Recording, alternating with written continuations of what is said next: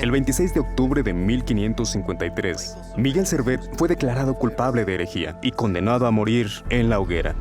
Al día siguiente, fue encadenado a un poste en la ciudad de Ginebra. A sus pies había pilas de madera, listas para arder. ¿Qué crimen había cometido? Servet amaba las verdades de la Biblia, pero se daba cuenta de que lo que había aprendido en ella no coincidía con las enseñanzas de la Iglesia. Miguel Servet murió lentamente, pero nunca dejó de creer que la Biblia era la palabra de Dios. Aquella no era la primera vez en que se utilizaba el fuego para disuadir o destruir a quienes amaban la Biblia y sus enseñanzas. A través de la historia, la Biblia ha sido blanco de ataques. Imperios han intentado destruirla y líderes religiosos han procurado esconderla. Pero aún bajo amenaza de muerte y ante la oposición, muchos han arriesgado su reputación y la vida con tal de protegerla. La Biblia se completó alrededor del año 98 de nuestra era. Para entonces, la mayoría de los cristianos, si no es que todos, vivían en territorios del Imperio Romano. En el año 284, comenzó el reinado del emperador romano Diocleciano. El Dr. Peter Williams trabaja en el Centro de Investigación sobre Temas Bíblicos Tyndale House. Roma no era tolerante con las personas que no fueran partidarias de la religión romana. Diocleciano instigó una persecución organizada en contra de los cristianos. Quizás estemos hablando de la persecución más sistemática que cualquier emperador romano haya emprendido. Diocleciano tampoco toleraba los libros de los cristianos, por lo que deseaba destruir tanto las Biblias como las copias de los libros bíblicos. Se trató de un intento formal de destruir el cristianismo. Dublín, Irlanda. Ante semejante oposición, pudiera parecer imposible que la Biblia y el cristianismo sobrevivieran.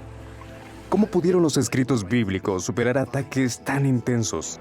Aquí en Dublín empezaremos a descubrirlo.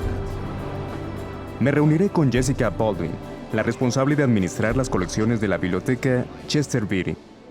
Esta biblioteca alberga 3 papiros muy importantes, conocidos como P45, P46 y P47, que se cree que datan del siglo III. Son algunos de los manuscritos más antiguos del Nuevo Testamento. Este es el papiro Chester Beatty número 2, que también se conoce como P46. Es la copia más antigua que ha sobrevivido de las epístolas paulinas. Aunque el término papiro es relativamente conocido, no se puede tener una idea clara de cómo es sino hasta que se ven los manuscritos. El papiro se producía en Egipto, a partir de la médula del tallo de la planta de papiro. ¡Qué interesante! Parece haber un doblez en el centro de la hoja. Estos eran manuscritos de tamaño considerable. No eran simples rollos que se enrollaban y desenrollaban. Tanto para los estudiosos como para la comunidad que tanto valoraba estos documentos, tenerlos en forma de códice les permitía pasar las páginas hasta llegar al pasaje deseado. Se podía leer, meditar en su contenido y entenderlo. El profesor McGink me mostró más detalles de los manuscritos. Estos escritos eran de la más alta calidad. Vemos claramente que se trata de los 4 evangelios y del libro de Hechos. Las letras se encuentran perfectamente separadas. Se puede observar que los bellos trazos están dispuestos de forma muy elegante. El trabajo en sí mismo es un testimonio de la fe de quienes lo llevaron a cabo. Era una tarea muy significativa, una que debía realizarse con seriedad y precisión, sin dejar de lado la belleza. Sobrevivieron porque estaban bajo tierra, dentro de un jarrón de cerámica. Es obvio que alguien cuidó muy bien de los manuscritos. De otra forma, no estarían en estas condiciones. Quien quiera que los haya protegido, demostró que amaba la Biblia. Ahora bien, a medida que pasaron los siglos, la Biblia enfrentó nuevos ataques. Inglaterra. Tyndale fue la primera persona que hizo el esfuerzo de traducir la Biblia al inglés a partir de las lenguas originales. Tyndale nació a finales del siglo XV, en la zona de Gloucestershire. Luego, En Oxford se formó como sacerdote. En el siglo XV había enconada oposición a la idea de que la palabra de Dios estuviera al alcance del pueblo en general. La gente escuchaba la Biblia en latín en la iglesia donde el sacerdote la traducía para ellos, pero no tenían acceso a ella directamente. A Tyndale no le permitieron trabajar en su traducción en Inglaterra. Pidió permiso al obispo de Londres para traducir el Nuevo Testamento al inglés a partir del griego, el texto original, pero no se lo concedió. Londres, Inglaterra. La oposición a que se tradujese la Biblia era tan fuerte que Tyndale escribió tiempo después que no había lugar en Inglaterra donde hacerla. Con la ayuda de mercaderes que apoyaban su causa, Tyndale huyó hacia Alemania, donde le sería más fácil trabajar en su traducción al inglés del Nuevo Testamento. Para 1525, la traducción estaba completa, lista para imprimirse. En la Biblioteca Británica, en Londres, averiguaremos qué ocurrió más tarde. La doctora Karen Limper Hertz, conservadora principal, nos hablará sobre eso. Esta es una copia única de la primera edición del Nuevo Testamento de Tyndale, impresa en Colonia en 1525. El fragmento de Colonia es el único ejemplar conocido. Que se trate de un fragmento indica que traducir era arriesgado. Después de beber varias copas, el encargado de la imprenta le contó a alguien que estaba imprimiendo un Nuevo Testamento proluterano en inglés para un hombre de apellido Tyndale. Eso llegó a oídos de las autoridades y se hizo una redada en la imprenta. Tyndale y sus socios huyeron, así que esto es lo único que queda hoy. Se fueron por el río Rin hasta Worms. Solo pudieron producir una parte de Mateo. Su trabajo era muy peligroso. Las primeras copias completas de la traducción de las escrituras griegas cristianas de Tyndale se imprimieron en Worms, Alemania, en 1526.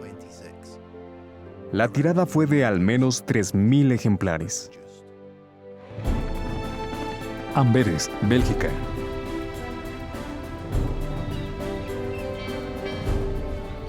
Tyndale dejó Alemania y se instaló en Amberes, Bélgica. Esta bulliciosa ciudad resultó ideal.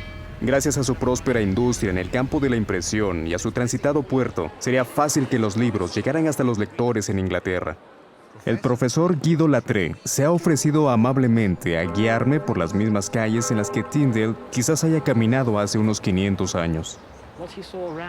Tyndale vio que aquí las personas comunes tenían acceso a la Biblia en holandés y deseaba que la gente de Inglaterra tuviera la misma oportunidad. Si alguien quería contrabandear Biblias a gran escala, disponía del puerto marítimo más grande del norte de Europa. Claro, no era fácil esconder artículos voluminosos o en grandes cantidades, así que traían las pequeñas hojas a lugares como este, a bodegas subterráneas. Entre las páginas de libros más grandes que no estuvieran prohibidos, escondían las hojas pequeñas de la traducción de Tyndale.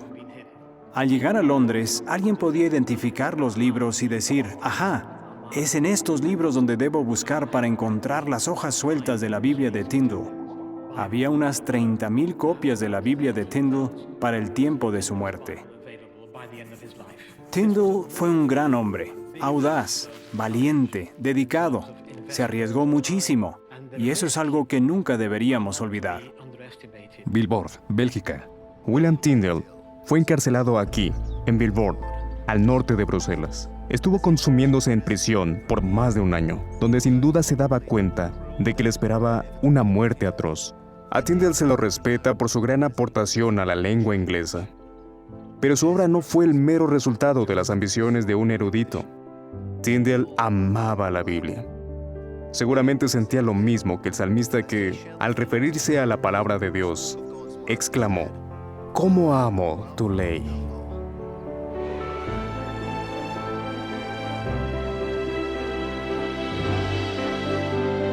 Norte de España.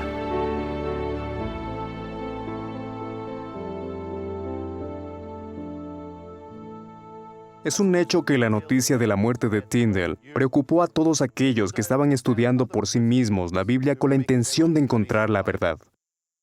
Uno de ellos fue Miguel Servet, de quien hablamos al principio. Nació aquí, en la región de Aragón, en el norte de España. Hemos viajado hasta Villanueva de Sigena para conocer más sobre Servet. Sergio Baches es el director del Instituto de Estudios Sigenenses Miguel Servet, que administra un museo cuya sede es la casa donde se cree que Servet creció.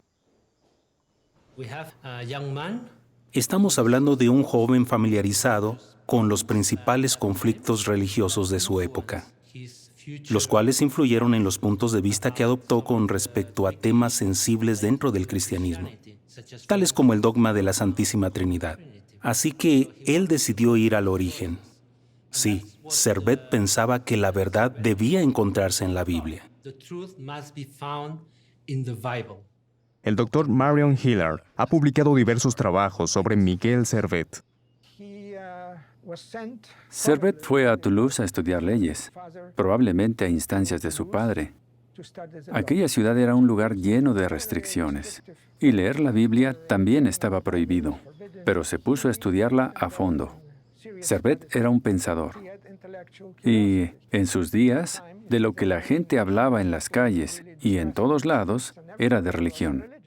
En 1531, Servet publicó su primer libro, De errores acerca de la Trinidad. En él cuestionó las enseñanzas de la Iglesia acerca de la identidad de Dios y de Jesús. Después escribió: en la Biblia no hay menciones a la Trinidad.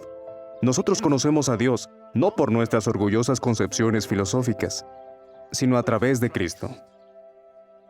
En sus escritos, Servet citó o hizo referencia a por lo menos 52 de los 66 libros de la Biblia. Es indudable que Miguel Servet valoró las enseñanzas bíblicas por encima de todas las demás. Servet fue arrestado y acusado de herejía. Su caso es un claro ejemplo de fanatismo religioso y de crueldad. Se pedía que fuese castigado, y en aquel entonces, el único castigo que se podía concebir era la muerte. Lo que motivó a Servet fue la búsqueda de la verdad, la necesidad de que se restituyera el cristianismo hasta sus orígenes. Se ha dicho mucho sobre las ideas de Servet, pero lo que queda claro es que tenía una insaciable sed de la verdad bíblica. Él escribió: desde el cielo nos ha sido dado un libro para que investiguemos en él a Dios. La historia está llena de relatos de personas que arriesgaron o dieron la vida con tal de leer, traducir o entender la Biblia. Su mayor motivación debió ser el enorme aprecio que sentían por ella. Esta ha llegado hasta nosotros a través de enconada oposición. Ha sobrevivido a los intentos por destruirla. El solo hecho de traducirla se ha considerado un crimen. En efecto, aquellos que quisieron leerla y entenderla a menudo fueron castigados con la muerte. A pesar de feroz oposición, la Biblia, con toda su sabiduría, ha perdurado hasta el día de hoy y sigue transmitiendo fielmente las palabras de sus escritores. Con razón, tantas personas atesoran la Biblia.